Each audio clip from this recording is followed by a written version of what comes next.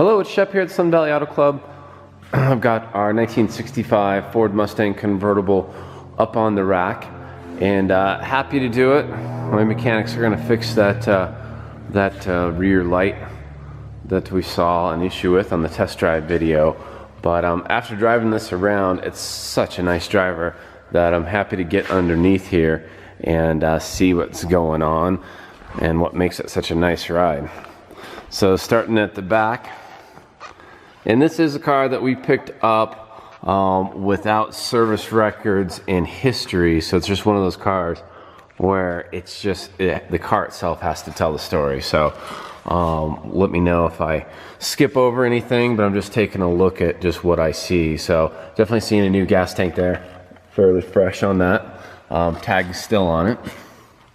I'm also seeing new leaf springs, which I'm happy to see. I just did this with a T-Bird. So you got new bolts in there, and those springs are looking nice as well. You do have shocks in the rear along with the springs, leaf springs, and those are air shocks, and you can fill that up from the trunk. I saw the nozzles in the trunk. So tires are new all the way around. Exhaust is new from the mufflers back. And when I'm driving it, I get no sense of any sort of exhaust leaks anywhere else. But a couple new mufflers, and then you see the old exhaust in there as well. Looks like a fairly new driveline.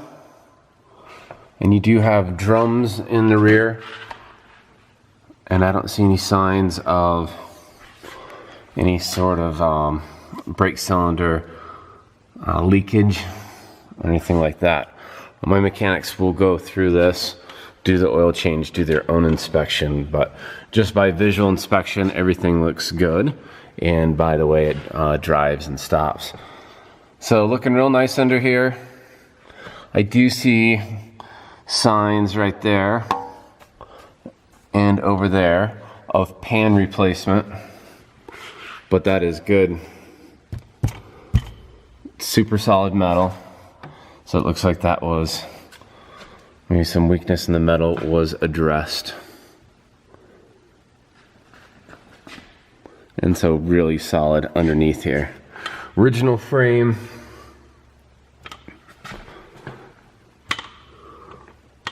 There's your connection for your drive line. That output seal, your output seal looks nice. I don't see oil thrown up all through there. Transmission, the bell housing's on there. Flip around this way. There's your front disc brakes. And looks like a fairly fresh conversion because I see all of our rubber bushings are in like new shape, which is good to see. I see new control arms underneath there as well, which would explain the really nice tight driving characteristics of this car. Looking at a new water pump. Disc brakes feel so good on the road, and that is the replacement 289.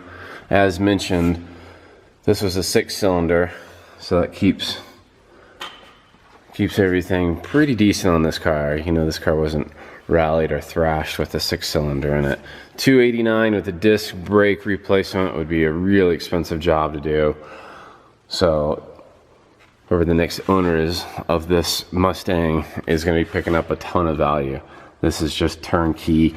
A lot of maintenance has gone into this car on its restoration, and buying them after they've been done, unless that's your passion and you don't mind spending the money, is the way to go.